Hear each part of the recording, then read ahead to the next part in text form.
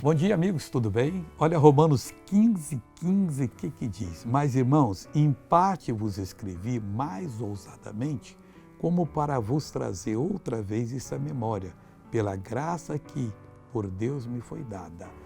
Tudo que acontece, você escreve ousadamente, ou educadamente, ou energicamente, ou de uma maneira macia, dirigido por Deus. O importante é que você seja usada por Deus.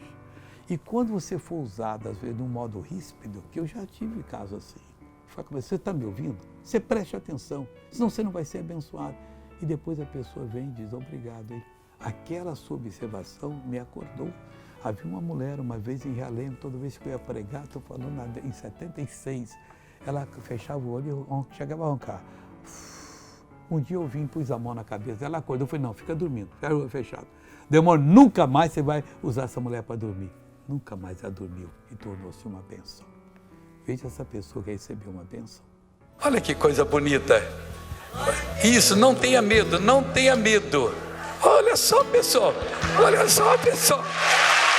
Olha só, pessoal.